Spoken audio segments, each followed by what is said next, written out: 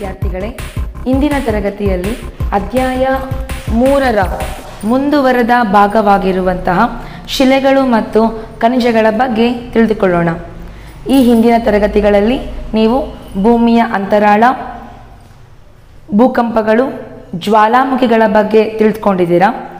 ಇದೇ ಅಧ್ಯಾಯದ ಮುಂದುವರೆದ ಭಾಗವಾಗಿ ಶಿಲೆಗಳು ಮತ್ತು ಖನಿಜಗಳ ಬಗ್ಗೆ ತಿಳಿದುಕೊಳ್ಳೋಣ. ಶಿಲೆಗಳು ಮತ್ತು ಖನಿಜಗಳು ಇದು ಬಹಳ ಪ್ರಮುಖ ಪ್ರಾಕೃತಿಕ ಸಂಪನ್ಮೂಲವಾಗಿ ನೋಡುವಂಥದ್ದು. ಇವು ಫಾರ್ಮೇಷನ್ ಆಗಬೇಕಾದ್ರೆ, ಇವುಗಳ ರಚನೆ ಆಗಬೇಕು ಅಂತ ಹೇಳಿದ್ರೆ ಸುದೀರ್ಘ ಸಮಯವನ್ನು ಇದು ತೆಗೆದುಕೊಳ್ಳುತ್ತೆ. ಸಾವಿರಾರು ವರ್ಷಗಳು ಈ ಒಂದು ಖನಿಜಗಳ ಮತ್ತು ಶಿಲೆಗಳ ನಿರ್ಮಾಣಕ್ಕೆ ಸಮಯವನ್ನು ತೆಗೆದುಕೊಳ್ಳೋದು ನಾವೇನು ಕಾಣ್ಬೋದು. ಈ ತರಗತಿಯಲ್ಲಿ ನೀವು ಶಿಲೆಗಳು ಅಂದೇನು ಅಂತ ತಿಳ್ಕೊಳ್ತೀರಾ, ಖನಿಜಗಳ ಬಗ್ಗೆ ತಿಳ್ಕೊಳ್ತೀರಾ, ಶಿಲೆಗಳ ಪ್ರಮುಖ ವಿಧಗಳು, ಈ ಪ್ರಮುಖ ವಿಧಗಳ ಗುಣಲಕ್ಷಣಗಳ ಬಗ್ಗೆ ತಿಳ್ಕೊಳ್ತೀರಾ, ಖನಿಜಗಳ ಒಂದು ವಿಧಗಳ ಬಗ್ಗೆ ತಿಳ್ಕೊಳ್ತೀರಾ. ಸೊ ಈ ರೀತಿಯಲ್ಲಿ ಶಿಲೆಗಳ ಮತ್ತು ಖನಿಜಗಳ ಬಗ್ಗೆ ಕೆಲವಷ್ಟು ಮಾಹಿತಿಯನ್ನು ನಾನು ನಿಮಗೆ ತಿಳಿಪಡಿಸೋಕ್ಕೆ ಇಷ್ಟಪಡ್ತೀನಿ. ಮೊದಲಿಗೆ ಶಿಲೆಗಳ ಬಗ್ಗೆ ನಾವು ತಿಳಿದುಕೊಳ್ಳುವಂತಹ ಅವಶ್ಯಕತೆ ಏನು ಅಂತ ಹೇಳಿ ನೋಡೋಣ. ಭೂಗೋಳಶಾಸ್ತ್ರದಲ್ಲಿ ನಮ್ಮ ವಿದ್ಯಾರ್ಥಿಗಳು ಶಿಲೆಗಳ ಒಂದು ಅಧ್ಯಯನ ಯಾಕೆ ಪ್ರಾಮುಖ್ಯತೆಯನ್ನು ಪಡ್ಕೊಂಡಿದೆ ಅಂತ ಹೇಳಿ ನೋಡೋದಾದರೆ, ಶಿಲೆಗಳು ಅಂತ ಅಂದಾಗ ಹಾಗೆ ಖನಿಜಗಳು ಅಂತ ಹೇಳಬೇಕಾದ್ರೆ ಈ ಎರಡು ಪ್ರಮುಖ ಅಂಶಗಳೇನಿದೆ, ಇವು ಭೂಮಿಯ ಹೊರಭಾಗದಲ್ಲಿ, ಭೂಕವಚದಲ್ಲಿ, ಭೂಮಿಯ ಅಂತರಾಳದಲ್ಲಿ ಸಿಗುವಂತಹ ಪ್ರಮುಖ ಪ್ರಾಕೃತಿಕ ಸಂಪತ್ತಾಗಿದೆ. ಶಿಲೆಗಳ ಒಂದು ಶಿಥಿಲೀಕರಣದಿಂದ ನಮಗೆ ಮಣ್ಣು ದೊರಕುತ್ತೆ. ಈ ಮಣ್ಣು ಪ್ರಮುಖವಾಗಿ ವ್ಯವಸಾಯ ಕ್ಷೇತ್ರಕ್ಕೆ ಇದು ಅತ್ಯಂತ ಸಂಪದ್ಭರಿತವಾಗಿರಬೇಕಾಗಿ ನಾವೇನು ನೋಡ್ಬೋದು. ಫಲವತ್ತಾದ ಮಣ್ಣು ಕೃಷಿ ಕ್ಷೇತ್ರದಲ್ಲಿ ಬಹಳ ಪ್ರಾಮುಖ್ಯತೆಯನ್ನು ಪಡೆದುಕೊಳ್ಳುತ್ತೆ. ಮಣ್ಣಿನ ವಿಧಗಳು ಇವೆಲ್ಲ ಕೂಡ ಶಿಲೆಗಳ ಶಿಥಿಲೀಕರಣದಿಂದ ರಚನೆ ಆಗೋದನ್ನು ಕಾಣಬಹುದು. ಮತ್ತು ನಮ್ಮ ಈ ಒಂದು ಪ್ರಾಥಮಿಕ ಆರ್ಥಿಕ ಚಟುವಟಿಕೆಗಳಲ್ಲಿ ಗಣಿಗಾರಿಕೆಯನ್ನು ಬಹಳ ಹಿಂದಿನಿಂದ ನಾವೇನು ನೋಡ್ಕೊಂಬಂದಿದ್ದೀವಿ. ಗಣಿಗಾರಿಕೆ ಅನ್ನುವಂಥದ್ದು ಆ ಒಂದು ದೇಶದ ಆರ್ಥಿಕ ಬೆಳವಣಿಗೆಯನ್ನು, ಕೈಗಾರಿಕಾ ಬೆಳವಣಿಗೆಯನ್ನು, ಹಾಗೆ ಎಂಪ್ಲಾಯ್ಮೆಂಟ್, ಈ ಒಂದು ಆಪರ್ಚುನಿಟೀಸನ್ನು ಅದು ಸೃಷ್ಟಿ ಮಾಡುತ್ತೆ. ಹಾಗಾಗಿ ಖನಿಜ ಸಂಪತ್ತು ಏನಿದೆ, ಈ ಖನಿಜ ಸಂಪತ್ತು ಕೂಡ ಅಧ್ಯಯನ ಮಾಡೋದು ಇಲ್ಲಿ ಬಹಳ ಮುಖ್ಯವಾಗಿ ನೀವೇನು ನೋಡಬೇಕಾಗತ್ತೆ. ಇಲ್ಲಿ ನಾವು ಈ ಒಂದು ಪ್ರಾಕೃತಿಕ ಭೂಗೋಳಶಾಸ್ತ್ರದಲ್ಲಿ ಶಿಲೆಗಳು ಹೇಗೆ ರಚನೆ ಆಗಿದೆ, ಶಿಲೆಗಳ ವಿಧಗಳು ಯಾವ್ದ್ಯಾವುದು, ಖನಿಜಗಳ ವಿಧಗಳು ಯಾವ್ದ್ಯಾವುದು ಅಂತ ಹೇಳಿ ನಾವು ತಿಳ್ಕೊಬೇಕಾಗಿ ಈ ಮೂಲಕ ನೋಡ್ತೀವಿ. ಮೊದಲಿಗೆ ಭೂಮಿಯ ಮೇಲ್ಭಾಗದಲ್ಲಿ ಹಾಗೆಯೇ ಭೂಮಿಯ ಒಳಸ್ತರಗಳಲ್ಲಿ ಈ ಒಂದು ಜ್ವಾಲಾಮುಖಿ ಕಾರಣದಿಂದ ಶಿಲೆಗಳ ನಿರ್ಮಾಣವನ್ನು ಕಾಣ್ತೀವಿ. ಇದು ನಾವು ಸ್ಪಷ್ಟವಾಗಿ ಶಿಲಾಗೋಳದಲ್ಲಿ ಕಂಡುಬರುತ್ತೆ. ಶಿಲಾಗೋಳ ಅಂತ ಹೇಳಿದಾಗ ಭೂಕವಚದಿಂದ ಸರಿಸುಮಾರು 100 ಕಿಲೋಮೀಟರ್ ಆಳದವರೆಗೆ ನಾವು ಶಿಲಾಗೋಳವನ್ನು ಕಾಣೋದಕ್ಕೆ ಸಾಧ್ಯ ಇದೆ. ಇಲ್ಲಿ ಘನ ರೂಪದಲ್ಲಿ ಕಂಡುಬರುವಂತಹ ಶಿಲೆಗಳ ಒಂದು ವಿವಿಧ ಪ್ರಕಾರಗಳನ್ನು ಕಾಣಬಹುದು. ಸೊ ಹಾಗಾಗಿ ಭೂಮಿಯ ಮೇಲ್ಭಾಗದಲ್ಲಿ ಹಂಚಿಕೆ ಆಗಿರುವಂಥ ಶಿಲೆಗಳು ಹೇಗೆ ರಚನೆ ಆಗಿದೆ, ಭೂಮಿಯ ಒಳಭಾಗದಲ್ಲಿ ಮ್ಯಾಗ್ಮಾ ಅಂತ ನಾವೇನು ಹೇಳ್ತೀವಿ, ಈ ಒಂದು ಮ್ಯಾಗ್ಮಾದಿಂದ ಹೇಗೆ ಶಿಲೆಗಳು ಮತ್ತೆ ಘನರೂಪವನ್ನು ಪಡ್ಕೊಳ್ಳುತ್ತೆ, ಉಷ್ಣಾಂಶ ಮತ್ತು ಒತ್ತಡಕ್ಕೆ ಏರ್ಪಟ್ಟು ಅಂತ ಹೇಳಿ ಇಲ್ಲಿ ನಾವು ತಿಳಿದುಕೊಳ್ಳೋಣ. ಸೊ ನೆಕ್ಸ್ಟ್ ಶಿಲೆಗಳ ಒಂದು ಅರ್ಥ ಅಂತ ಹೇಳಿದಾಗ, ಇವು ಸ್ವಾಭಾವಿಕವಾಗಿ ನಮಗೆ ಸಿಗುವಂಥ ಒಂದು ಪ್ರಮುಖ ಅಂಶವಾಗಿದೆ. ಖನಿಜಗಳ ಸಂಯುಕ್ತ ರೂಪವೇ ಶಿಲೆಗಳು ಅಂತ ನಾವೇನು ಕರೆಯುವಂಥದ್ದು. ಶಿಲೆಗಳಂತ ಹೇಳಿದ್ರೆ ಇಲ್ಲಿ ಹಲವಾರು ಖನಿಜಗಳು ಏನು ಕಂಡುಬರುತ್ತೆ, ಆ ಒಂದು ಖನಿಜಗಳ ಸಂಯುಕ್ತ ರೂಪವನ್ನು ನಾವು ಮಿಶ್ರಣ ಸ್ವರೂಪದಲ್ಲಿ ಏನು ಕಂಡುಬರುತ್ತೆ ಅದನ್ನೇ ನಾವು ಶಿಲೆಗಳು ಅಂತ ಹೇಳಿ ಕರೆಯುವಂಥದ್ದು. ಖನಿಜಗಳ ಅರ್ಥವನ್ನು ತಿಳಿದುಕೊಳ್ಳುವಂಥದ್ದು. ಖನಿಜಗಳ ಅರ್ಥ ಅಂತ ಹೇಳಿದಾಗ ಇವು ಕೂಡ ಪ್ರಾಕೃತಿಕ ದತ್ತವಾಗಿ ಕಂಡುಬರುವಂತಹ ಅಜೈವಿಕ ವಸ್ತುವಾಗಿ ಇವಕ್ಕೆ ನಿರ್ದಿಷ್ಟ ರಾಸಾಯನಿಕ ಮತ್ತು ಭೌತಿಕ ಗುಣಧರ್ಮಗಳನ್ನು ಒಳಗೊಂಡಿರುವಂಥದ್ದೇ ಖನಿಜಗಳಾಗಿ ನಾವು ಭೂಮಿಯಲ್ಲಿ ಕಂಡುಬರುತ್ತದೆ. ಹಾಗಾಗಿ ನೀವಿಲ್ಲಿ ಶಿಲೆಗಳು ಮತ್ತು ಖನಿಜಗಳ ಒಂದು ವ್ಯತ್ಯಾಸವನ್ನು ಇಲ್ಲಿ ತಿಳ್ಕೊಬೋದು. ಖನಿಜಗಳು ಅಂತ ಹೇಳಿದ್ರೆ ಇವಕ್ಕೆ ಸ್ಪಷ್ಟವಾದ ರಾಸಾಯನಿಕ ಮತ್ತು ಭೌತಿಕ ಗುಣಲಕ್ಷಣಗಳನ್ನು ಒಳಗೊಂಡಿರುತ್ತೆ. ಆದರೆ ಶಿಲೆಗಳು ಬಂದು ಇವಕ್ಕೆ ಸ್ಪಷ್ಟವಾದ ಒಂದು ರಾಸಾಯನಿಕ ನಾವು ಗುಣಲಕ್ಷಣಗಳನ್ನ ಕಾಣೋದಕ್ಕೆ ಸಾಧ್ಯ ಇಲ್ಲ. ಯಾಕೆ ಹೇಳಿದ್ರೆ ಈ ಒಂದು ಶಿಲಾಗಳ ಆವರ್ತ ಅಂತ ನಾವು ನೋಡಿದಾಗ ಅಗ್ನಿಶಿಲೆ, ನಂತರ ಈ ಒಂದು ಕಾರ್ಯಾಚರಣೆಯಿಂದ ಪದರು ಶಿಲೆಯಾಗಿ ಮಾರ್ಪಾಡಾಗುವಂಥದ್ದು, ನಂತರ ರೂಪಾಂತರ ಶಿಲೆಯಾಗಿ ಮಾರ್ಪಾಡಾಗುವಂಥದ್ದು, ಈ ಎಲ್ಲ ಆವರ್ತನ ಹಂತದಲ್ಲಿ ಶಿಲೆಗಳ ಭೌತಿಕ ಮತ್ತು ರಾಸಾಯನಿಕ ಸಂಯೋಜನೆ ಏನಿದೆ ಅದು ಬದಲಾಗ್ತಾ ಹೋಗುತ್ತೆ. ಹಾಗಾಗಿ ಇವೆರಡರ ಒಂದು ಸ್ಪಷ್ಟ ವ್ಯತ್ಯಾಸವನ್ನು ನೀವು ತಿಳಿದುಕೊಳ್ಳುವಂಥದ್ದು. ಶಿಲೆಗಳು ಅಂತ ಹೇಳಿದಾಗ ನಾವು ಅದನ್ನು ರಾಕ್ಸ್ ಅಂತ ಹೇಳಿ ಕರಿತೀವಿ. ಇಟ್ ಈಸ್ ಕಾಲ್ಡ್ ಆಸ್ ನಾವೇನು ರಾಕ್ಸ್ ಅಂತ ಹೇಳಿ ಕರಿತೀವಿ. Aggregate of minerals is called as rocks ಅಂತೇಳಿ ನಾವೇನು ಕರೆಯುವಂಥದ್ದು. ಖನಿಜಗಳ ಅರ್ಥ ಅಂತ ಅಂದಾಗ ಇದನ್ನು ನಾವು ಮಿನರಲ್ಸ್ ಅಂತ ಹೇಳಿ ನೋಡುವಂಥದ್ದು. ವಾಟ್ ಆರ್ ಮಿನರಲ್ಸ್ ಅಂತ ಹೇಳಿದ್ರೆ so these are naturally founding on the earth surface and also interior of the earth. These are having a definite chemical and physical mechanical characteristics. ಇದನ್ನೇ ನಾವೇನು ಮಿನರಲ್ಸ್ ಅಂತ ಹೇಳಿ ಕರೆಯುವಂಥದ್ದು. ನೆಕ್ಸ್ಟು ಈ ಒಂದು ಶಿಲಾಶಾಸ್ತ್ರ ಅಥವಾ ಶಿಲಾ ವಿಜ್ಞಾನ ಅಂತ ಹೇಳಿದ್ರೆ ಶಿಲೆಗಳ ರಚನೆ, ಶಿಲೆಗಳಲ್ಲಿ ಕಂಡುಬರುವಂತಹ ಸಂಯೋಜನೆ, ಅವುಗಳ ಗುಣಲಕ್ಷಣಗಳು, ಶಿಲೆಗಳು ಹೇಗೆ ಆಗುವಿಕೆ ಆಗತ್ತೆ, ಶಿಲೆಗಳ ಒಂದು ಏನು ಎಲ್ಲಿ ಯಾವ ಭಾಗದಲ್ಲಿ ಶಿಲೆಗಳ ಒಂದು ರಚನೆ ಕಂಡುಬರುತ್ತೆ, ಅದು ಮೇಲ್ಮೈಯಲ್ಲ ಅಥವಾ ಭೂಮಿಯ ಅಂತರಾಳದಲ್ಲಿ, ಈ ಎಲ್ಲ ಅಧ್ಯಯನವನ್ನು ನಾವು ಶಿಲಾಶಾಸ್ತ್ರ ಅಂತ ಹೇಳಿ ಕರಿತೀವಿ ಅಥವಾ ಶಿಲಾ ವಿಜ್ಞಾನ ಅಂತ ಹೇಳಿ ಕರಿತೀವಿ. ಇದನ್ನು ಆಂಗ್ಲ ಭಾಷೆಯಲ್ಲಿ ಪೆಟ್ರಾಲಜಿ ಅಂತ ಕರಿತೀವಿ. ಸೊ ಪೆಟ್ರಾಲಜಿ ಅಂತ ಹೇಳಿದ್ರೆ ಸ್ಟಡಿಯಿಂಗ್ ಆಫ್ ರಾಕ್ಸ್. ಸೊ ಆ ರಾಕ್ಸ್ನ ಕ್ಯಾರೆಕ್ಟರಿಸ್ಟಿಕ್ಸು, ಅದರದ್ದು ಅಕರೆನ್ಸ್, ಟೆಕ್ಸ್ಚರ್, ಎಲ್ಲಿ ಕ್ಯಾರೆಕ್ಟರಿಸ್ಟಿಕ್ಸ್, ಈ ಎಲ್ಲದರ ಬಗ್ಗೆ ಅಧ್ಯಯನ ಮಾಡೋದಕ್ಕೆ ನಾವು ಪೆಟ್ರಾಲಜಿ ಅಂತ ಹೇಳಿ ಕರೆಯುವಂಥದ್ದು. ನೆಕ್ಸ್ಟ್ ಈ ಒಂದು ಶಿಲೆಗಳ ಗುಣಲಕ್ಷಣಗಳು. ಸೊ ಶಿಲೆಗಳ ಗುಣಲಕ್ಷಣಗಳು ಅಂತ ಅಂದಾಗ ಇಲ್ಲಿ ಶಿಲೆಗಳು ಬಂದು ಅವು ಎಲ್ಲಿ ನಿರ್ಮಾಣ ಆಗಿರುತ್ತೆ, ಯಾವ ಹಂತದಲ್ಲಿ ನಿರ್ಮಾಣ ಆಗಿರುತ್ತೆ ಅನ್ನೋ ಆಧಾರದ ಮೇಲೆ ನಾವು ಹಲವಾರು ಗುಣಲಕ್ಷಣಗಳನ್ನ ಶಿಲೆಗಳು ಮೂಲಭೂತವಾಗಿ ನಾವು ಅದರಲ್ಲಿ ನೋಡ್ತೀವಿ. ಹಾಗಾಗಿ ಶಿಲೆಗಳು ಬಂದು ಕೆಲವು ಶಿಲೆಗಳು ಅತ್ಯಂತ ಕಠಿಣತೆಯಿಂದ ಕಂಡುಬರುತ್ತೆ, ಹಾರ್ಡ್ ಕ್ಯಾರೆಕ್ಟರಿಸ್ಟಿಕ್ಸ್ನ ಒಳಗೊಂಡಿರುತ್ತೆ, ತುಂಬ ಕಠಿಣತೆಯಿಂದ ಆ ಶಿಲೆಗಳನ್ನ ನೋಡ್ತೀವಿ. ಉದಾಹರಣೆಗೆ ಗ್ರನೈಟ್. ಸೊ ಗ್ರನೈಟ್ ಶಿಲೆಗಳೇನಿದೆ ಅವು ಬಹಳ ಕಠಿಣ ಶಿಲೆಗಳಾಗಿ ನೋಡ್ತೀವಿ. ಮೃದು ಶಿಲೆಗಳು. ಸೊ ಈ ಒಂದು ಶಿಲೆಗಳು ಮೃದುತ್ವವನ್ನು ಒಳಗೊಂಡಿರುತ್ತೆ, ಸಾಫ್ಟ್ ನೇಚರ್ನ ಒಳಗೊಂಡಿರುತ್ತೆ. ಇದಕ್ಕೆ ಉದಾಹರಣೆಯಾಗಿ ನಾವು ಈ ಒಂದು ಲೈಮ್ ಸ್ಟೋನ್ ನ ಉದಾಹರಣೆಯಾಗಿ ನಾವೇನು ಕೊಡುವಂಥದ್ದು. ನೆಕ್ಸ್ಟ್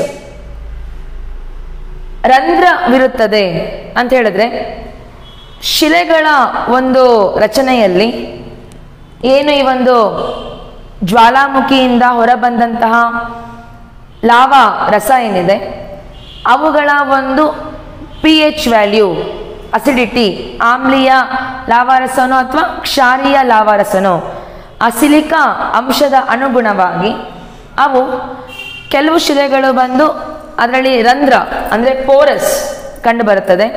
ಅವಕ್ಕೆ ನಾವು ಪ್ರವೇಶ ಶಿಲೆಗಳು ಅಂತ ಹೇಳಿ ಕರಿತೀವಿ.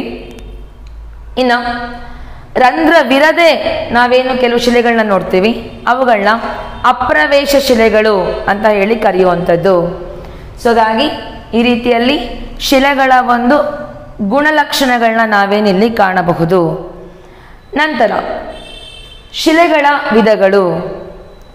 ನೀವು ಈ ತರಗತಿಯಲ್ಲಿ ಬಹಳ ಪ್ರಮುಖವಾಗಿ ಅರ್ಥ ಮಾಡ್ಕೋಬೇಕಾಗಿರುವಂಥದ್ದು ಪ್ರಮುಖ ಶಿಲೆಗಳು ಯಾವ್ದ್ಯಾವುದು, ಈ ಶಿಲೆಗಳಲ್ಲಿ ಕಂಡು ಬರುವಂತಹ ಸಬ್ ಡಿವಿಷನ್ಸ್ ಅಂತ ಹೇಳಿದ್ರೆ ಉಪ ವಿಭಾಗಗಳು ಯಾವ್ದ್ಯಾವುದು, ಅದರ ಒಂದು ಅರ್ಥವನ್ನ ನೀವು ಈ ತರಗತಿಯಲ್ಲಿ ಮಾಡ್ಕೋಬೇಕಾಗತ್ತೆ. ಸೊ ಶಿಲೆಗಳ ವಿಧಗಳು ಅಂತ ಹೇಳಿದಾಗ ಶಿಲೆಗಳು ಎಲ್ಲಿ ನಿರ್ಮಾಣವಾಗುತ್ತೆ, ಹಾಗೆ ಶಿಲೆಗಳ ಒಂದು ಕಣಗಳ ರಚನೆ ಅಂತ ಹೇಳಿದ್ರೆ ಆ ಒಂದು ಶಿಲೆಗಳು ರಂಧ್ರವಿರುವಂಥದ್ದು ಅಥವಾ ರಂಧ್ರವಿರದೇ ಇಲ್ಲದೆ ಇರುವಂಥದ್ದು. ಹಾಗಾಗಿ ಆ ಕಣಗಳ ರಚನೆ ಒತ್ತೊತ್ತಾಗಿದೆಯೋ ಇದರ ಆಧಾರದ ಮೇಲೆ ಅಥವಾ ಹರಳು ರೂಪದಲ್ಲಿ ಕಂಡುಬರುತ್ತಾ ಇದರ ಆಧಾರದ ಮೇಲೆ, ಇನ್ನು ಶಿಲೆಗಳ ಗುಣಲಕ್ಷಣಗಳ ಆಧಾರದ ಮೇಲೆ ಶಿಲೆಗಳನ್ನು ನಾವು 3 ಪ್ರಮುಖ ವಿಧಗಳಾಗಿ ವಿಂಗಡಿಸಿರುವಂಥದ್ದು. ಮೊದಲನೇದು ಅಗ್ನಿಶಿಲೆ ಅಥವಾ ಇದನ್ನ ಇಗ್ನಿಯಸ್ ರಾಕ್ಸ್ ಅಂತ ಹೇಳಿ ಕರೆಯುವಂಥದ್ದು. ಇವನ್ನ ಪ್ರಾಥಮಿಕ ಶಿಲೆ ಎಂದು ಕೂಡ ನಾವೇನು ಕರಿಬೋದು. ಎರಡನೇದು ಪದರು ಶಿಲೆ ಅಥವಾ ಕಣಶಿಲೆ ಅಂತ ಹೇಳಿ ಕರಿತೀವಿ. ಇದನ್ನ ದ್ವಿತೀಯ ಶಿಲೆಗಳು ಅಂತಲೂ ಕೂಡ ಕರೆಯುವಂಥದ್ದು, ಅಥವಾ ಆಂಗ್ಲ ಭಾಷೆಯಲ್ಲಿ ಸೆಡಿಮೆಂಟರಿ ರಾಕ್ಸ್ ಅಂತ ಹೇಳಿ ಇದನ್ನ ಕರಿತೀವಿ, ಪದರು ಶಿಲೆಗಳನ್ನ. ಮೂರನೇ ವಿಧ ಅಂತ ಅಂದಾಗ ಇವು ರೂಪಾಂತರ ಶಿಲೆಗಳು, ಬದಲಾವಣೆಗೆ ಒಳಪಟ್ಟಿರುವಂತಹ ಶಿಲೆಗಳು. ಇದನ್ನ ನಾವು ರೂಪಾಂತರ ಶಿಲೆಗಳು ಅಂತ ಹೇಳಿ ಕರಿತೀವಿ. ಇದು ಮೆಟಮಾರ್ಫಿಕ್ ರಾಕ್ಸ್ ಅಂತ ನಾವು ಆಂಗ್ಲ ಭಾಷೆಯಲ್ಲಿ ಕರೆಯುವಂಥದ್ದು. ಈ ರೀತಿಯಲ್ಲಿ ಶಿಲೆಗಳ ಪ್ರಮುಖ ವಿಧಗಳನ್ನು ಈಗ ನೀವು ತಿಳ್ಕೊಂಡಿದ್ದೀರಾ. ಸೊ ಶಿಲೆಗಳ ಪ್ರಮುಖ 3 ವಿಧಗಳು ಬಂದು ಅಗ್ನಿಶಿಲೆ, ಪದರು ಶಿಲೆ, ರೂಪಾಂತರ ಶಿಲೆ, ಇಗ್ನಿಯಸ್ ರಾಕ್ಸ್, ಸೆಡಿಮೆಂಟರಿ ರಾಕ್ಸ್ ಮತ್ತು ಮೆಟಮಾರ್ಫಿಕ್ ರಾಕ್ಸ್. ನಂತರ ಶಿಲಾಚಕ್ರ ಅಂದರೆ ಏನು ಅಂತ ತಿಳ್ಕೊಳ್ಳೋಣ. ಇದಕ್ಕೆ ನಾವು ಶಿಲೆಗಳ ಆವರ್ತ ಎಂದು ಕೂಡ ಕರೆಯುವಂಥದ್ದು, ಅಥವಾ ಇಂಗ್ಲಿಷಲ್ಲಿ ರಾಕ್ ಸೈಕಲ್ ಅಂತ ನಾವು ಇದನ್ನ ಕರಿತೀವಿ.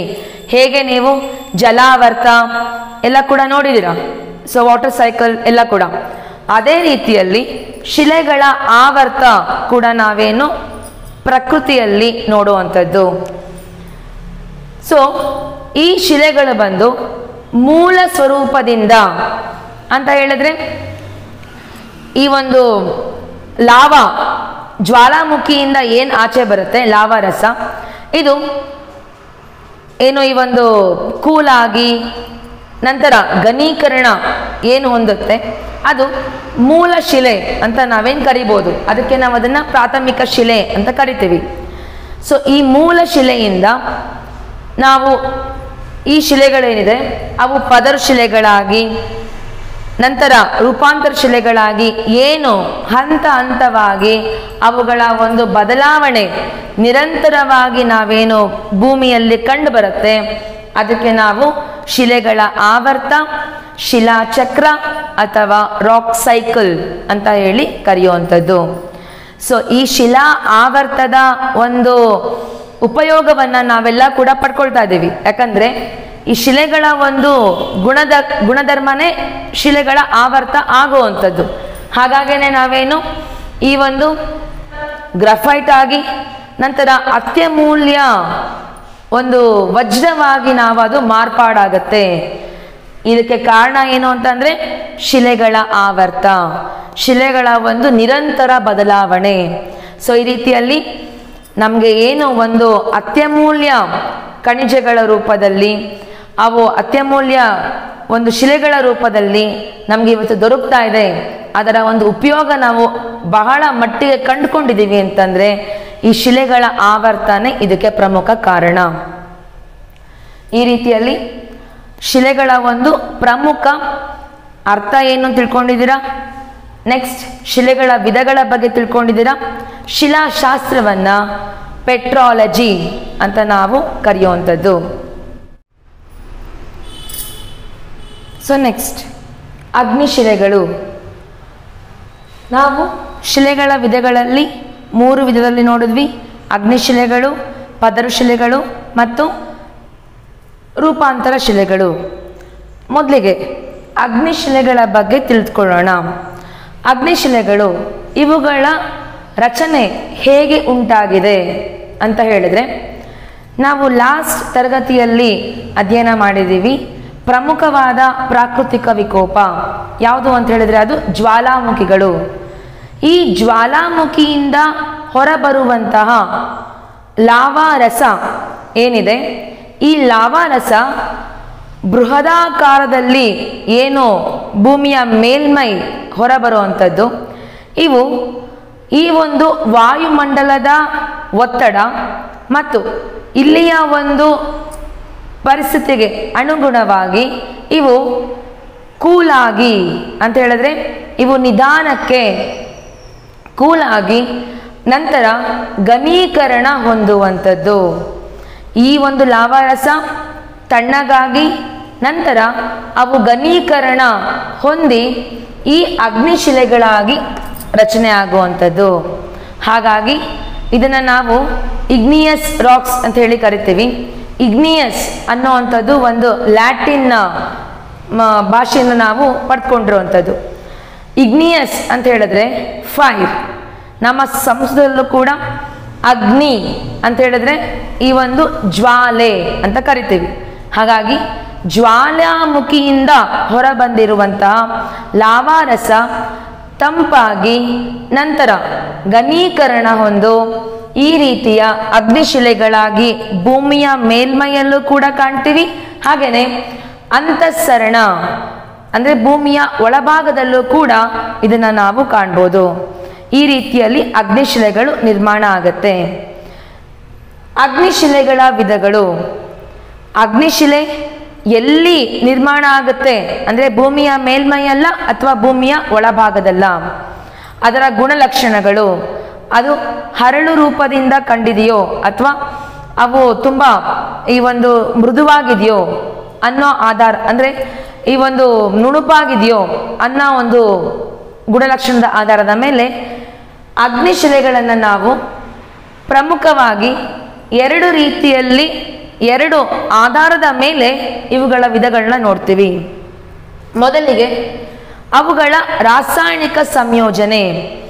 ಅಗ್ನಿಶಿಲೆ ಏನು ರಚನೆ ಆಗತ್ತೆ ಜ್ವಾಲಾಮುಖಿಯ ಲಾವಾರಸದಿಂದ, ಆ ಲಾವಾರಸದ ಒಂದು ರಾಸಾಯನಿಕ ಸಂಯೋಜನೆಯ ಆಧಾರದ ಮೇಲೆ 2 ಪ್ರಮುಖ ವಿಧಗಳಾಗಿ ನಾವೇ ನೋಡುವಂಥದ್ದು. ಆಮ್ಲೀಯ ಅಗ್ನಿಶಿಲೆ, ಪ್ರತ್ಯಾಮ್ಲೀಯ ಅಗ್ನಿಶಿಲೆ. ಸೊ ಇಲ್ಲಿ ನೆನಪು ಮಾಡ್ಕೋಬೇಕು ನೀವು, ನಾವು ಜ್ವಾಲಾಮುಖಿಯಿಂದ ಹೊರಬರುವಂಥ ಲಾವಾರಸ, ಜ್ವಾಲಾಮುಖಿಯಿಂದ ಹೊರಬರುವಂಥ ವಸ್ತುಗಳು ನಾವು ಅಧ್ಯಯನ ಮಾಡಬೇಕಾದ್ರೆ ಈ 2 ಅಂಶಗಳನ್ನು ಅಲ್ಲಿ ನಾವು ನೋಡಿದ್ದೀವಿ. ಅಂದರೆ ಆ ಲಾವಾರಸದ pH ವ್ಯಾಲ್ಯೂ, ಸಿಲಿಕಾ ಅಂಶದ ಆಧಾರವಾಗಿ ಈ ಆಮ್ಲೀಯ ಅಗ್ನಿಶಿಲೆ, ಪ್ರತ್ಯಾಮ್ಲೀಯ ಅಗ್ನಿಶಿಲೆ ಅಂತ ನಾವು 2 ವಿಧವಾಗಿ ನೋಡ್ತೀವಿ. ಮೊದಲಿಗೆ ಆಮ್ಲೀಯ ಅಗ್ನಿಶಿಲೆ ಅಂತ ಹೇಳಿದ್ರೆ ಇದು ಅತ್ಯಂತ ಹೆಚ್ಚು ಸಿಲಿಕಾ ಅಂಶವನ್ನು ಒಳಗೊಂಡಿರುತ್ತೆ. ಅದು ಎಷ್ಟು ಅಂತ ಹೇಳಿದ್ರೆ 66.76% ಹೆಚ್ಚಿನ ಮಟ್ಟದಲ್ಲಿ ಸಿಲಿಕಾ ಅಂಶವನ್ನು ಒಳಗೊಂಡಿರುತ್ತೆ. ಹಾಗಾಗಿ ಇವು ಆಮ್ಲೀಯ ಅಗ್ನಿಶಿಲೆ ಅಂತ ನಾವು ಕರೆಯುವಂಥದ್ದು. ಈ ಒಂದು ಆಮ್ಲೀಯ ಅಗ್ನಿಶಿಲೆಯಲ್ಲಿ ಕಬ್ಬಿಣ ಮತ್ತು ಮೆಗ್ನೀಷಿಯಂ ರಾಸಾಯನಿಕ ಅಂಶಗಳು ಬಹಳ ಕಡಿಮೆ ಇರುತ್ತೆ. ಇದಕ್ಕೆ ಉದಾಹರಣೆಯಾಗಿ ನಾವು ಗ್ರನೈಟ್ ನಾವು ಕೊಡುವಂಥದ್ದು. ನಂತರ ಇದೇ 2ನೇ ಭಾಗವಾಗಿರುವಂಥದ್ದು ಪ್ರತ್ಯಾಮ್ಲೀಯ ಅಗ್ನಿಶಿಲೆ. ಪ್ರತ್ಯಾಮ್ಲೀಯ ಅಗ್ನಿಶಿಲೆಯಲ್ಲಿ ಸಿಲಿಕಾ ಅಂಶ 56% ಕಡಿಮೆಯಾಗಿ ನೋಡುವಂಥದ್ದು. ಹಾಗೆಯೇ ಇಲ್ಲಿ ಫೆರಸ್ ಅಂತ ಹೇಳಿದರೆ ಕಬ್ಬಿಣಾಂಶ ಮತ್ತು ಮೆಗ್ನೀಷಿಯಂ, ಈ ರಾಸಾಯನಿಕ ಅಂಶಗಳು ಅತ್ಯಂತ ಹೆಚ್ಚಾಗಿ ನೋಡ್ತೀವಿ. ಇದನ್ನು ನಾವು ಪ್ರತ್ಯಾಮ್ಲೀಯ ಅಗ್ನಿಶಿಲೆ ಅಂತ ಕರಿತೀವಿ. ಇದಕ್ಕೆ ಉದಾಹರಣೆಯಾಗಿ ಗ್ಯಾಬ್ರೋ ಅನ್ನೋ ಒಂದು ಶಿಲೆಯನ್ನು ಉದಾಹರಣೆಯಾಗಿ ಕೊಡ್ಬೋದು. ನೆಕ್ಸ್ಟ್ ಎರಡನೇ ವಿಧ ಅಂತ ಹೇಳಿದ್ರೆ ಇಲ್ಲಿ ಯಾವ ಕ್ರೈಟೀರಿಯಾ ಆಧಾರದ ಮೇಲೆ ಈ ವಿಧವನ್ನ ಪ್ರಮುಖವಾಗಿ ನೋಡ್ತೀವಿ ಅಂತ ಹೇಳಿದ್ರೆ, ಏನು ಜ್ವಾಲಾಮುಖಿಯಿಂದ ಹೊರಬರುವಂತಹ ಶಿಲಾರಸ ಅದು ಭೂಮಿಯ ಮೇಲ್ಭಾಗದಲ್ಲಿ ಏನು ಹೊರಬರುತ್ತೆ ಲಾವಾರಸ, ಅದಕ್ಕೆ ನಾವು ಬಹಿಸ್ಸರಣ ಶಿಲೆಗಳು ಅಂತ ಹೇಳಿ ಕರಿತೀವಿ. ಇನ್ನು ಭೂಮಿಯ ಒಳಭಾಗದಲ್ಲೇ ಪೂರ್ಣ ಪ್ರಮಾಣದಲ್ಲಿ ಏನು ಲಾವಾರಸ ಹೊರಗಡೆ ಬರಲ್ಲ, ಅಲ್ಲೇ ಏನು ಸ್ಟ್ರಕ್ ಆಗತ್ತೆ ಕೆಲವು ಅಡಚಣೆಗಳಿಂದ ಶಿಲಾಸ್ತರಗಳಲ್ಲಿ. ಹಾಗಾಗಿ ಭೂಮಿಯ ಅಂತರಾಳದಲ್ಲಿ ಏನು ಆ ಒಂದು ಮ್ಯಾಗ್ಮಾ ಅಲ್ಲೇ ಏನು ಉಳ್ಕೊಂಡ್ಬಿಡುತ್ತೆ, ಅದು ನಂತರ ತಂಪಾಗಿ ನಂತರ ಅದು ಘನೀಕರಣ ಹೊಂದಿ ಉಂಟಾಗುವಂಥ ಶಿಲೆಗಳನ್ನು ನಾವು ಈ ಒಂದು ಅಂತಃಸರಣ ಅಗ್ನಿಶಿಲೆಗಳು ಅಂತ ಹೇಳಿ ಕರಿತೀವಿ. ಇದು ಸಂಪೂರ್ಣವಾಗಿ ಏನು ಜ್ವಾಲಾಮುಖಿಯಿಂದ ಹೊರಬರುವಂಥ ಲಾವಾರಸ ಭೂಮಿಯ ಮೇಲ್ಭಾಗಕ್ಕೆ ಬಂದರೆ ಅದು ಅಲ್ಲಿ ಉಂಟು ಮಾಡುವಂಥ ಶಿಲೆಗಳನ್ನು ಅದು ಬಹಿಸ್ಸರಣ ಶಿಲೆ, ಭೂಮಿಯ ಒಳಭಾಗದಲ್ಲೇ ತಣ್ಣಗಾಗಿ ಘನೀಕರಣ ಹೊಂದಿರುವಂಥ ಶಿಲೆಗಳನ್ನು ಅಂತಃಸರಣ ಶಿಲೆ. ಇದನ್ನು ಇಂಟ್ರೂಸಿವ್ ರಾಕ್ಸ್, ಭೂಮಿಯ ಮೇಲ್ಭಾಗದಲ್ಲಿ ಕಂಡುಬರುವಂಥದ್ದು ಎಕ್ಸ್ಟ್ರೂಸಿವ್ ರಾಕ್ಸ್. ಈ ರೀತಿಯಲ್ಲಿ ನಾವು ಎರಡು ಪ್ರಮುಖ ವಿಧಗಳನ್ನು ಕಾಣ್ಬೋದು. ಮೊದಲಿಗೆ ಭೂಮಿಯ ಅಂತರಾಳದಲ್ಲಿ ಕಂಡುಬರುವಂತಹ ಅಂತಃಸರಣ ಶಿಲೆಗಳ ಇನ್ನ ಎರಡು ವಿಧಗಳನ್ನು ಇಲ್ಲಿ ನೋಡೋಣ, ಉಪವಿಭಾಗಗಳನ್ನು ನೋಡೋಣ. ಸೊ ಅಂತಃಸರಣ ಶಿಲೆ ಈಗಾಗಲೇ ನಿಮ್ಗೆ ಅರ್ಥ ಆಗಿದೆ. ಭೂಮಿಯ ಒಳಭಾಗದಲ್ಲೇ ಆ ಶಿಲಾಪಾಕದ ಒಂದು ಚೇಂಬರ್ ನೋಡ್ತೀವಿ ನಾವು, ಅಂದರೆ ಮ್ಯಾಗ್ಮಾದ ಒಂದು ಚೇಂಬರ್ ನೋಡ್ತೀವಿ. ಸೊ ಆ ಚೇಂಬರ್ ಇಂದ ಏನು ಶಿಲಾನಾಳ ಅಂದರೆ ಜ್ವಾಲಾಮುಖಿ ನಾಳದ ಮೇಲೆ ಏನು ಹೊರಗಡೆ ಬರುತ್ತೆ, ಕೆಲವು ಭಾಗ ಏನು ಭೂಮಿಯ ಅಂತರಾಳದಲ್ಲೇ ಉಳ್ಕೊಂಡ್ಬಿಡುತ್ತೆ. ಇದು ಜ್ವಾಲಾನಾಳ ಇದು ಅಂತ ಹೇಳಿದ್ರೆ ಶಿಲಾಪಾಕದ ನಾಳ ಇದು. ಈ ಭೂ ಕವಚದ ಒಳಭಾಗದಲ್ಲಿ ಘನೀಕರಣ ಹೊಂದುವಂತ ಒಂದು ಶಿಲಾಪಾಕವೇ ಅಂತಃಸರಣ ಶಿಲೆಗಳಾಗಿ ಕಂಡುಬರುವಂಥದ್ದು. ಇದರಲ್ಲಿ ಎರಡು ವಿಧ, ಪ್ಲುಟೋನಿಕ್ ಶಿಲೆಗಳು, ಹೈಪಬೈಸಲ್ ಶಿಲೆಗಳು. ಪ್ಲುಟೋನಿಕ್ ಶಿಲೆಗಳು ಅಂತ ಹೇಳಿದ್ರೆ ಇವು ಅತ್ಯಂತ ಆಳದಲ್ಲಿ ಭೂಮಿಯ ಅಂತರಾಳದಲ್ಲಿ ಅತ್ಯಂತ ಒಳಭಾಗದಲ್ಲಿ ಶಿಲಾಸ್ತರಗಳಲ್ಲಿ ಏನು ರಚನೆ ಆಗುವಂತಹ ಆ ಒಂದು ಮ್ಯಾಗ್ಮಾ ಶಿಲಾಪಾಕ ಘನೀಕರಣ ಒಂದು ರಚನೆ ಆಗುವಂತಹ ಶಿಲೆಗಳಿಗೆ ಏನಂತೀವಿ ಪ್ಲುಟೋನಿಕ್ ಶಿಲೆಗಳು. ಇದಕ್ಕೆ ಉದಾಹರಣೆಯಾಗಿ ನಾವು ಗ್ರಾನೈಟ್, ಗ್ಯಾಬ್ರೋ, ಡೈರೈಟ್ ಉದಾಹರಣೆಯಾಗಿ ನಾವೇನಿಲ್ಲಿ ಕಾಣ್ಬೋದು.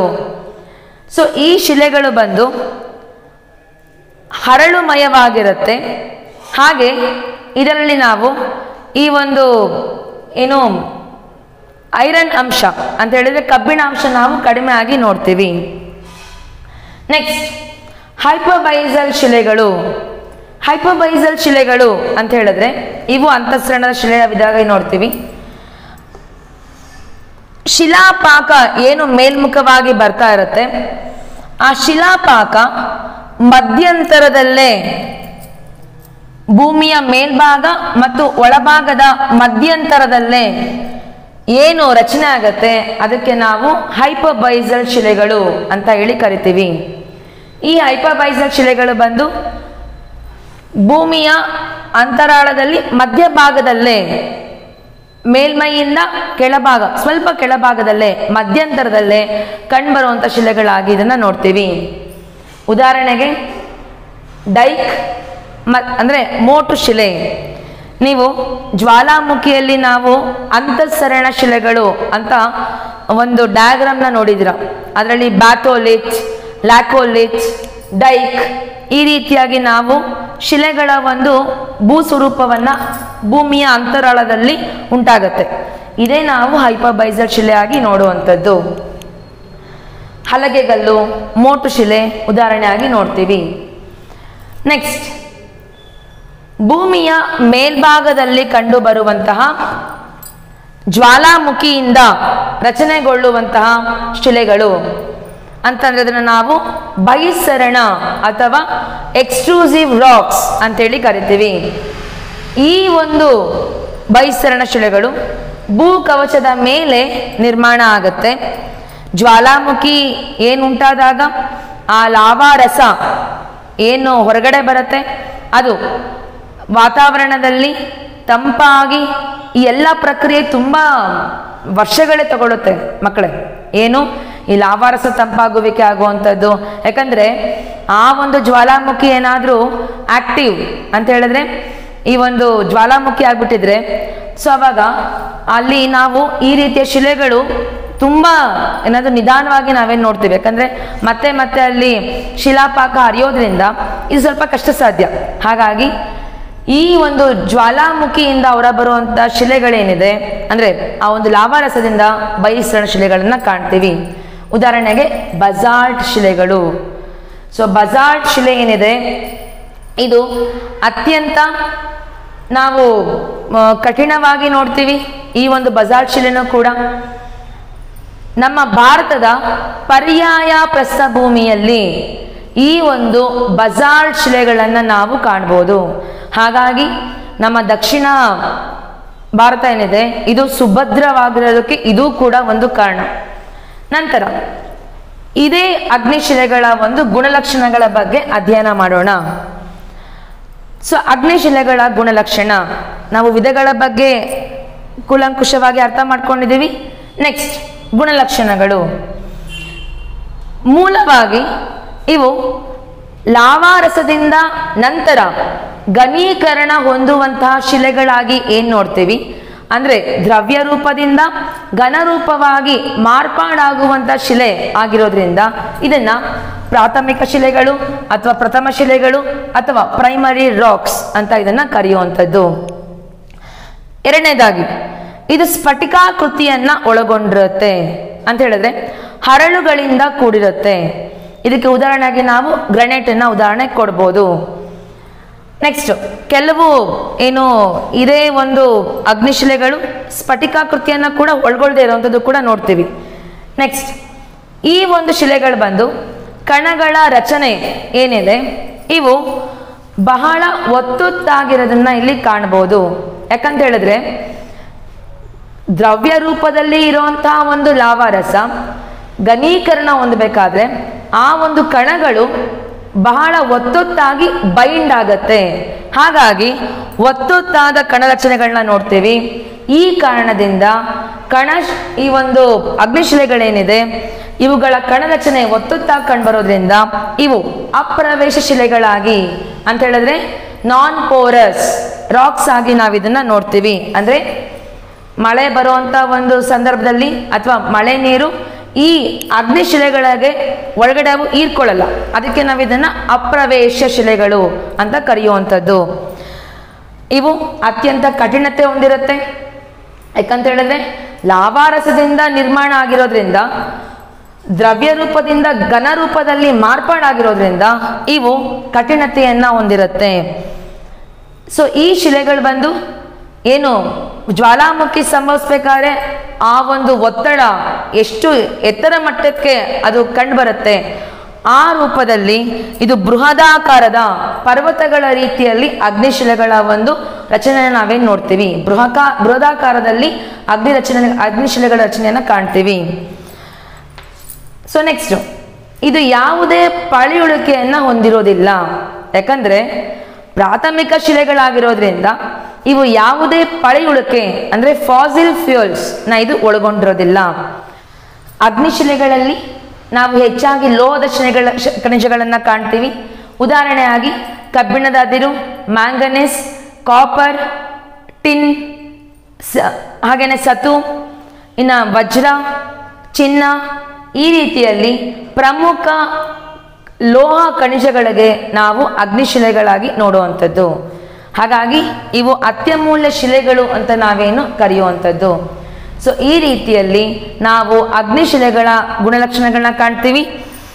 ಇವುಗಳು ಕಠಿಣ ಒಂದು ಸ್ವರೂಪವನ್ನು ಒಳಗೊಂಡಿರೋದ್ರಿಂದ, ಗುಣಲಕ್ಷಣವನ್ನು ಒಳಗೊಂಡಿರೋದ್ರಿಂದ ಈ ಒಂದು ಅಗ್ನಿಶಿಲೆಗಳನ್ನು ನಿರ್ಮಾಣ ಕಾರ್ಯಕ್ಕೆ ಹೆಚ್ಚಾಗಿ ಬಳಸುವಂಥದ್ದು. ಹಾಗೆಯೇ ಅಲಂಕಾರಿಕ ಕಾರಣಗಳಿಗೂ ಕೂಡ ಈ ಅಗ್ನಿಶಿಲೆಗಳನ್ನು ಬಳಸೋದನ್ನು ಕಾಣ್ತೀವಿ. ಉದಾಹರಣೆಗೆ ಚಿನ್ನ.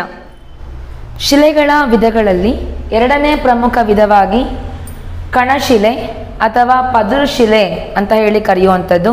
ಇದನ್ನು ದ್ವಿತೀಯ ಶಿಲೆ ಎಂದು ಸಹ ನಾವು ಕರೆಯುವಂಥದ್ದು. ಕಣಶಿಲೆಯನ್ನು ಸೆಡಿಮೆಂಟರಿ ರಾಕ್ಸ್ ಅಂತ ಹೇಳಿ ನಾವು ಕರೆಯುವಂಥದ್ದು.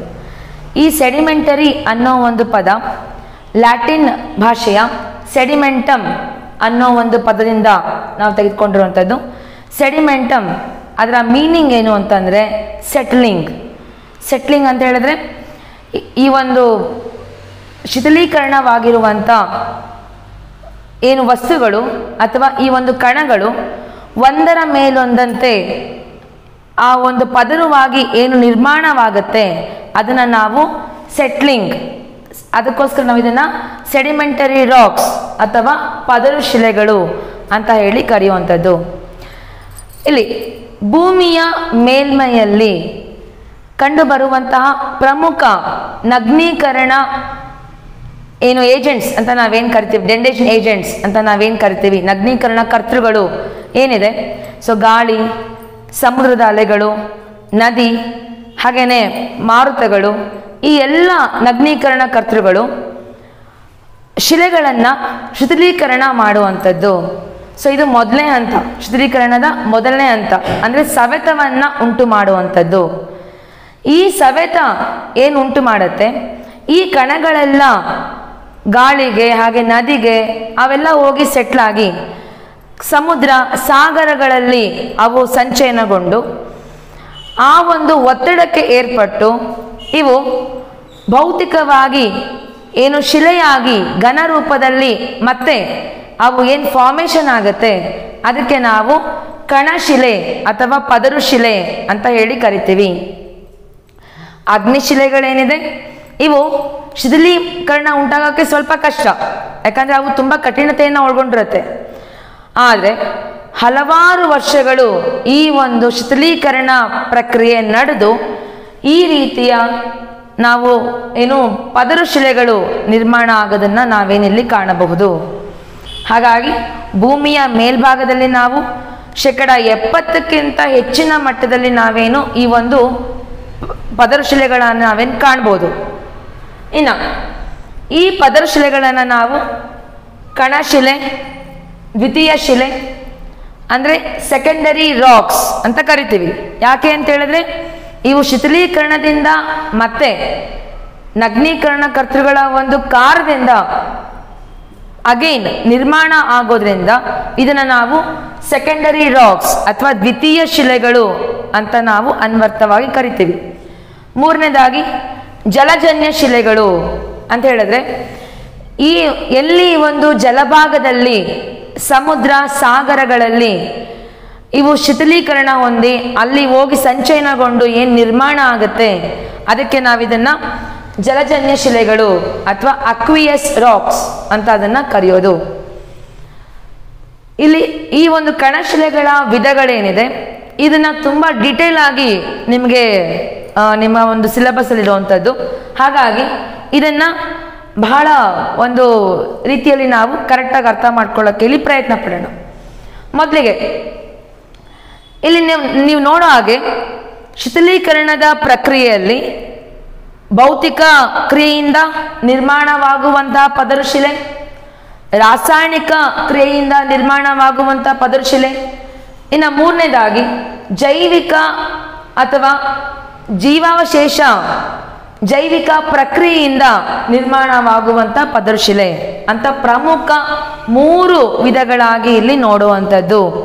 ಇವೆಲ್ಲ ಕೂಡ ನಗ್ನೀಕರಣ ಕರ್ತೃಗಳು ಉಂಟು ಮಾಡುವಂತ ಶಿಥಿಲೀಕರಣ ಏನಿದೆ ಇವು ಪ್ರಕ್ರಿಯೆಗಳಾಗಿ ನೋಡ್ತೀವಿ ಮೂರು ಕೂಡ. ಇದನ್ನ ಮೆಕ್ಯಾನಿಕಲ್ ಭೌತಿಕ ಕ್ರಿಯೆಯಿಂದ ಉಂಟಾಗುವಂಥ ಶಿಲೆಗಳನ್ನ ನಾವು ಮೆಕ್ಯಾನಿಕಲಿ ಫಾರ್ಮ್ಡ್ ಸೆಡಿಮೆಂಟರಿ ರಾಕ್ಸ್ ಅಂತ ಹೇಳಿ ಕರಿತೀವಿ. ರಾಸಾಯನಿಕ ಕ್ರಿಯೆಯಿಂದ ಉಂಟಾಗೋದಕ್ಕೆ ನಾವೇನು ಈ ಒಂದು ಕೆಮಿಕಲಿ ಫಾರ್ಮ್ಡ್ ಈ ಒಂದು ಸೆಡಿಮೆಂಟರಿ ರಾಕ್ಸ್ ಅಂತ ಕರಿತೀವಿ. ಇನ್ನು ಕೊನೆಯದಾಗಿ ಬಯಾಲಜಿಕಲಿ ಫಾರ್ಮ್ಡ್ ಸೆಡಿಮೆಂಟರಿ ರಾಕ್ಸ್ ಅಂತ ಹೇಳಿ ಕರೆಯುವಂಥದ್ದು. ಸೊ ಇಲ್ಲಿ ಭೌತಿಕ ಕ್ರಿಯೆಯಿಂದ ಉಂಟಾಗುವಂಥ ಶಿಲೆಗಳು ಬಂದು ಮೂರು ವಿಧವಾಗಿ ನೋಡುವಂಥದ್ದು. ಮೊದಲನೇದು ಮರಳುಮಯ ಶಿಲೆಗಳು, ಎರಡನೇದು ಮೃಣ್ಮಯ ಶಿಲೆಗಳು, ಮೂರನೇದು ಶಿಲಾಮಯ ಶಿಲೆಗಳು. ಮರಳುಮಯ ಶಿಲೆಗಳು, ಮರಳುಮಯ ಶಿಲೆಗಳನ್ನ ನಾವು ಅರ್ನೇಷಿಯಸ್ ರಾಕ್ಸ್ ಅಂತ ಹೇಳಿ ಕರೆಯೋದುಂಟು.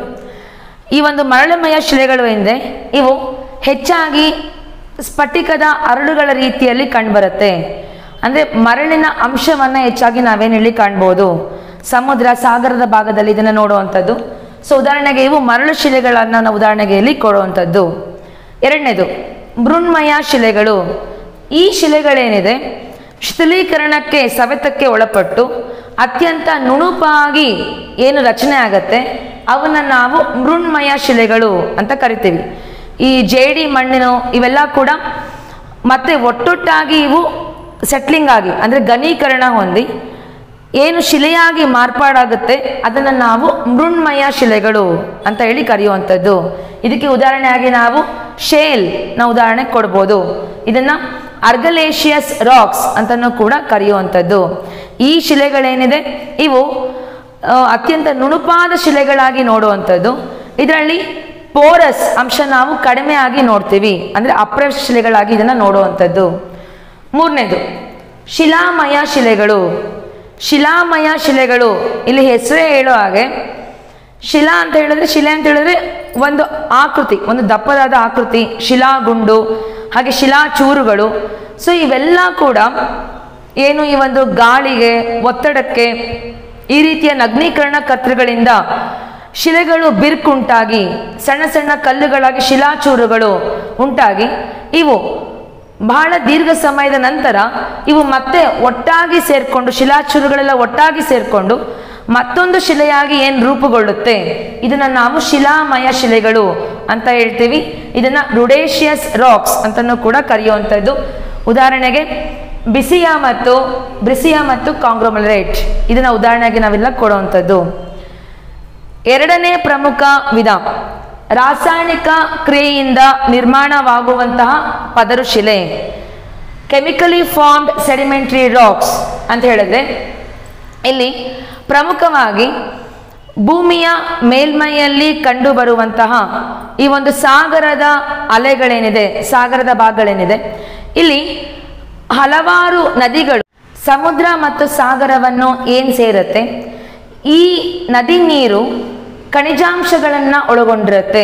ಯಾಕಂದರೆ ಇದು ಸವೆತವನ್ನು ಉಂಟು ಮಾಡಿ ಅದ್ರ ಜೊತೆಗೆ ಈ ಒಂದು ಖನಿಜಾಂಶಗಳನ್ನು ಕರಗಿಸಿ ಏನು ತಗೊಂಡು ಹೋಗಿರುತ್ತೆ ಸಮುದ್ರ ಮತ್ತು ಸಾಗರಗಳಿಗೆ, ಅಲ್ಲಿ ಇದು ಹೋಗಿ ಏನು ಸೆಟ್ ಆಗುತ್ತೆ ನದಿ ನೀರು. ಈ ಒಂದು ಬಾಷ್ಪೀಕರಣ ಕ್ರಿಯೆಯಿಂದ ಅಂದರೆ ಎವಾಪರೇಷನ್ ಏನು ಸೂರ್ಯನಿಂದ ಉಂಟಾಗುತ್ತೆ, ಈ ಒಂದು ಬಾಷ್ಪೀಕರಣ ಕ್ರಿಯೆಯಲ್ಲಿ ಈ ಲವಣಾಂಶಗಳೆಲ್ಲ ಸಮುದ್ರ ಸಾಗರಗಳಲ್ಲೇ ಉಳ್ಕೊಂಡು ನೀರು ಆವಿಯಾಗತ್ತೆ.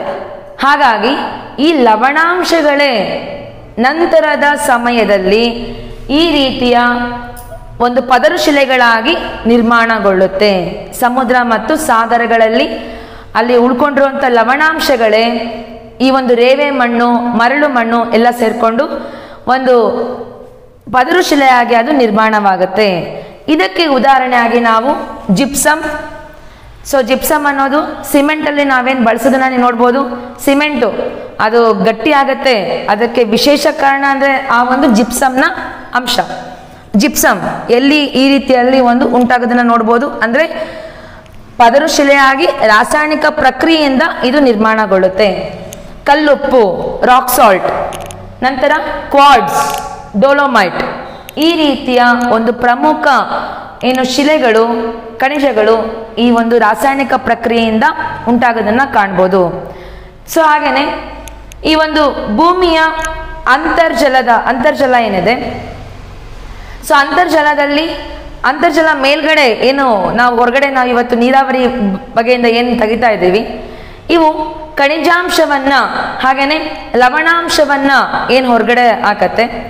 ಸೊ ಇದು ಒಟ್ಟುಗೂಡಿ ಇವು ಕೂಡ ಈ ರೀತಿಯ ರಾಸಾಯನಿಕ ಒಂದು ಕ್ರಿಯೆಯಿಂದ ಉಂಟಾಗುವಂಥ ಪದರುಶಿಲೆಯಾಗಿ ಅದು ನಿರ್ಮಾಣ ಆಗುತ್ತೆ. ಅದಕ್ಕೆ ಉದಾಹರಣೆಯಾಗಿ ನಾವು ಇವನ್ನೆಲ್ಲ ಕೊಡ್ಬೋದು. ಸೊ ಈ ರೀತಿ ಎರಡು ಬಗೆಯಲ್ಲಿ ನಾವೇನು ಈ ಒಂದು ರಾಸಾಯನಿಕ ಪ್ರಕ್ರಿಯೆ ಇಲ್ಲಿ ಕಾಣಬಹುದು. ನಂತರ ಜೈವಿಕ ಅಥವಾ ಜೀವಾವಶೇಷ ಪ್ರಕ್ರಿಯೆಯಿಂದ ಉಂಟಾಗುವಂಥ ಪದರುಶಿಲೆಗಳು ಬಯಾಲಜಿಕಲಿ ಫಾರ್ಮ್ಡ್ ಸೆಡಿಮೆಂಟರಿ ರಾಕ್ಸ್ ಅಂತ ಹೇಳಿ ಕರಿತೀವಿ. ಭೂಮಿಯ ಮೇಲ್ಭಾಗದಲ್ಲಿ ಸಹಸ್ರಾರು ಸಂಖ್ಯೆಯಲ್ಲಿ ಕಂಡುಬರುವಂತಹ ಸಸ್ಯ ಮತ್ತು ಪ್ರಾಣಿಗಳು ಇವು ಏನು ಸತ್ತ ನಂತರ ಭೂಮಿಯ ಒಂದು ಒಳಭಾಗಕ್ಕೆ ಏನು ಸೇರುತ್ತೆ, ಇದರಿಂದ ನಿರ್ಮಾಣ ಆಗುವಂಥದ್ದೇ ಈ ಒಂದು ಪದರುಶಿಲೆ. ಅದಕ್ಕೆ ನಾವಿದನ್ನ ಅವಶೇಷ ಜೀವಿಗಳ ಒಂದು ಅವಶೇಷ ಕಾರ್ಯದಿಂದ ನಿರ್ಮಾಣ ಆಗುವಂಥದ್ದೇ ಪದರುಶಿಲೆ ಮೂರನೇ ಭಾಗದಲ್ಲಿ ನೋಡುವಂಥದ್ದು. ಸೊ ಇಲ್ಲಿ ಎರಡು ವಿಧವಾಗಿ ನೋಡ್ತೀವಿ. ಸೊ ಅಂದರೆ ಅದರಲ್ಲೂ ಕೂಡ ಸಮುದ್ರ ಮತ್ತು ಸಾಗರಗಳಲ್ಲಿ ನಾವು ಹೆಚ್ಚಿನ ಮಟ್ಟದಲ್ಲಿ ಅಂದರೆ ಸಸ್ಯಗಳನ್ನ ಮತ್ತು ಪ್ರಾಣಿಗಳನ್ನ ಹೆಚ್ಚಾಗಿ ನೋಡ್ತೀವಿ. ಈ ಒಂದು ಅಕ್ವೇರಿಯಸ್ ಅನಿಮಲ್ಸ್ ನಾವು ಜಾಸ್ತಿಯಾಗಿ ನೋಡ್ತೀವಿ. ಹಾಗಾಗಿ ಇವು ಸತ್ತ ನಂತರ ಸಮುದ್ರದ ಆಳಕ್ಕೆ ಹೋಗಿ ಅವು ಪದರುಶಿಲೆಗಳನ್ನ ನಿರ್ಮಾಣ ಮಾಡುತ್ತೆ. ಹಾಗಾಗಿ ನಮ್ಗೆ ಇವತ್ತೇನು ಈ ಒಂದು ಪೆಟ್ರೋಲಿಯಂ ಅಂದರೆ ಕಚ್ಚಾ ತೈಲ ಇವತ್ತು ನಮಗೆ ಸಮುದ್ರದ ಆಳದಲ್ಲಿ ನಾವು ಗಣಿಗಾರಿಕೆ ಮಾಡ್ತಾ ಇದ್ದೀವಿ ಅಂತ ಹೇಳಿದ್ರೆ ಅದು ಈ ಕಾರಣದಿಂದ. ಇದರಲ್ಲಿ ನಾವು ಎರಡು ವಿಧವಾಗಿ ನೋಡ್ತೀವಿ. ಒಂದು ಚೂರ್ಣಾದಿಕ್ಯ ಶಿಲೆಗಳು, ಇನ್ನೊಂದು ಇಂಗಾಲದಿಕ್ಯ ಶಿಲೆಗಳು. ಚೂರ್ಣಾದಿಕ್ಯ ಅಂತ ಹೇಳಿದ್ರೆ ಕ್ಯಾಲ್ಕೇರಿಯಸ್ ರಾಕ್ಸ್, ಇಂಗಾಲದಿಕ್ಯ ಅಂತ ಹೇಳಿದ್ರೆ ಕಾರ್ಬೋನೇಷಿಯಸ್ ರಾಕ್ಸ್.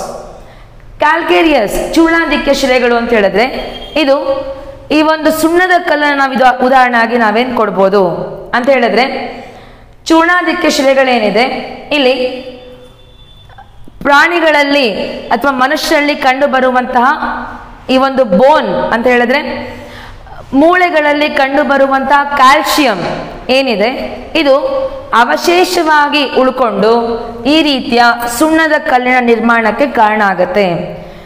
ಸೊ ಕ್ಯಾಲ್ಸಿಯಂ ಏನಿದೆ ಇದಕ್ಕೆ ನಾವು ಈ ಒಂದು ಕ್ಯಾಲ್ಸಿಯಂ ಭಾಗದಿಂದನೇ ಉತ್ಪಾದನೆ ಅಂದರೆ ರಚನೆ ಆಗುವಂಥದ್ದು ಚೂರ್ಣಾದಿಕ್ಯ ಶಿಲೆ. ಸೊ ಮಕ್ಕಳು ಹುಟ್ಟಿದಾಗ 1 ವರ್ಷದ ತನಕ ಕ್ಯಾಲ್ಸಿಯಂ ಸಿರಪ್ಸ್ನ ಕೊಡುವಂಥದ್ದನ್ನು ನೋಡ್ತೀರಾ. ಅಂದರೆ ಮೂಳೆಗಳಿಗೆ ಬಲ ಕೊಡೋದೇ ಯಾವುದು ಕ್ಯಾಲ್ಸಿಯಂ. ಸೊ ಅದು ಅಂದರೆ ನಾವು ಸತ್ತ ನಂತರ ಏನು ಭೂಮಿಯ ಒಳಗಡೆ ಇದೇ ಕ್ಯಾಲ್ಸಿಯಮ್ಮು ಸುಣ್ಣದ ಕಲ್ಲಾಗಿ ಮಾರ್ಪಾಡಾಗತ್ತೆ. ಸೊ ಪ್ರಾಣಿ ಅವಶೇಷದಿಂದ ಉಂಟಾಗುವಂಥದ್ದೇ ಸುಣ್ಣದ ಕಲ್ಲು.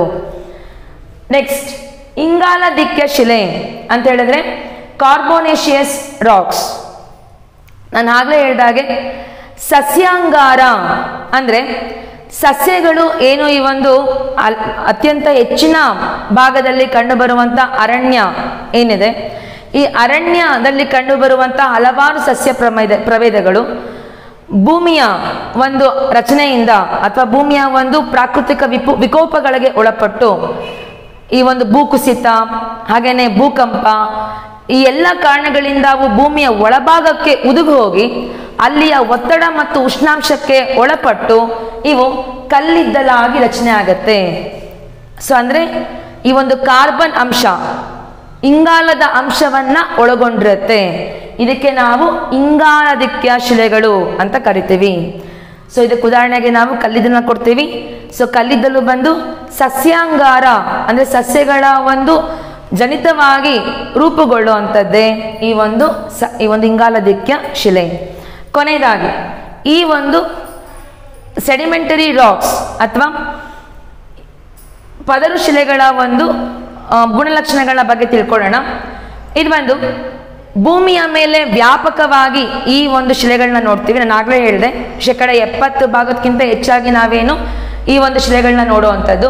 ಇನ್ನು 70ರಿಂದ 80% ನಾವೇನು ಈ ಒಂದು ಭೂಕವಚದಲ್ಲಿ ಪದರು ಶಿಲೆಗಳ ಒಂದು ಹಂಚಿಕೆಯನ್ನು ಕಾಣ್ತೀವಿ. ಅತ್ಯಂತ ಪ್ರಮುಖವಾದ ಖನಿಜಗಳಾಗಿ ನಾವು ಪದರಶಿಲೆಗಳನ್ನ ನೋಡ್ತೀವಿ. ಯಾಕಂತ ಹೇಳಿದ್ರೆ ಇಲ್ಲಿ ನೋಡಿದ್ರಿ, ಕಲ್ಲಿದ್ದಲು, ಪೆಟ್ರೋಲಿಯಂ ಇವೆಲ್ಲ ಕೂಡ ಇವತ್ತು ಮಾನವನ ಅಭಿವೃದ್ಧಿಗೆ ಅತ್ಯಂತ ಅವಶ್ಯಕವಾಗಿ ಬೇಕಾಗಿರುವಂತಹ ಒಂದು ಖನಿಜಗಳಾಗಿ ನೋಡ್ತೀವಿ. ಸೊ ಅದು ಇಂಡಸ್ಟ್ರಿಗಳಿಗಾಗಿರ್ಬೋದು, ಕೈಗಾರಿಕೆ ಪ್ರಗತಿಗಾಗಿರ್ಬೋದು, ಇನ್ನು ಟ್ರಾನ್ಸ್ಪೋರ್ಟೇಷನ್ಗಾಗಿರ್ಬೋದು. ಹಾಗಾಗಿ ಇವು ಅತ್ಯಮೂಲ್ಯ ಖನಿಜಗಳಾಗಿ ಇವತ್ತು ಕಂಡುಬರ್ತಾ ಇದೆ. ಇನ್ನು ಈ ಶಿಲೆಗಳೇನಿದೆ ಇವು ಸ್ಫಟಿಕವನ್ನ ಒಳಗೊಳ್ಳದೆ ಇರುವಂಥದ್ದು, ಅಂದ್ರೆ ಹರಳುಗಳನ್ನ, ರಂಧ್ರಗಳನ್ನ ಇಲ್ಲಿ ನಾವು ಕಾಣದೇ ಇರೋದು. ಸೊ ಇದನ್ನ ನಾವು ಪ್ರಮುಖವಾಗಿ ಗಮನಿಸಬೇಕು.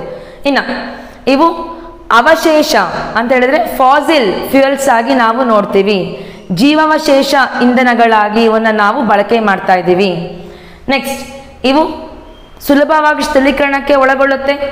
ಅಂದ್ರೆ ಹಾಗಾಗಿ ನಾವೇನು ನದಿ, ಗಾಳಿ, ಮಾರುತಗಳು ಎಲ್ಲ ಕೂಡ ಈ ಶಿಲೆಗಳ ಒಂದು ರಚನೆ ಅಂದ್ರೆ ಭಾಗದಿಂದ ನಿರ್ಮಾಣವಾಗೋದನ್ನ ಕಾಣ್ತೀವಿ.